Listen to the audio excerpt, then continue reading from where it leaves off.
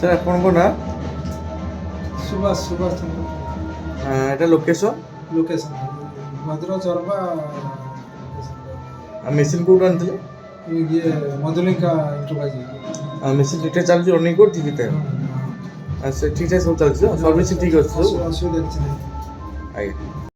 ଆପଣମାନେ ଦେଖିଲେ ତ ଭଦ୍ରକ ଚରମ୍ପାରେ ଜଣେ କଷ୍ଟମର ମଧୁଲିକା ଏଣ୍ଟରପ୍ରାଇଜେସ୍ କମ୍ପାନୀରୁ ପେପର ପ୍ଲେଟ୍ର ମେସିନ୍ କିଣିଛନ୍ତି ଏବଂ ତାଙ୍କୁ ଯାଇ କମ୍ପାନୀର ଷ୍ଟାଫ୍ ପ୍ରପରଲି ଟ୍ରେନିଂ ଦେଉଛନ୍ତି ତାଙ୍କ ଘରେ ଏବଂ ତାପରେ ସେ ପ୍ରପରଲି ପେପର ପ୍ଲେଟ୍ ପ୍ରସ୍ତୁତ କରିପାରୁଛନ୍ତି। ତେଣୁକରି ଆପଣମାନେ ଯଦି ଚାହାନ୍ତି ଆପଣମାନେ ମଧ୍ୟ ମଧୁଲିକା ଏଣ୍ଟରପ୍ରାଇଜେସ୍ କମ୍ପାନୀରୁ ଆପଣମାନେ ପେପର ପ୍ଲେଟ୍ର ମେସିନ୍ କିଣିପାରିବେ। ଏହି କମ୍ପାନୀରୁ ସେମି ଅଟୋମେଟିକ୍ର ମେସିନ୍ ରହୁଛି ଏବଂ ଫୁଲି ଅଟୋମେଟିକ୍ର ମଧ୍ୟ ପେପର ପ୍ଲେଟ୍ର ମେସିନ୍ ରହୁଛି।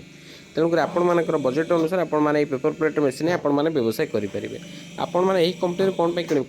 କାରଣ ଏହି କମ୍ପାନୀରେ ଲୋ ପ୍ରାଇସ୍ରେ ପେପର ପ୍ଲେଟ୍ର ମେସିନ୍ ମିଳିପାରୁଛି ଏବଂ ନ୍ୟୁ ଟେକ୍ନୋଲୋଜିର ମେସିନ୍ ରହୁଛି, ଯାହାଫଳରେ ଆପଣମାନେ କମ୍ ସମୟରେ ଅଧିକ ପ୍ରଡକ୍ସନ୍ କରିପାରିବେ।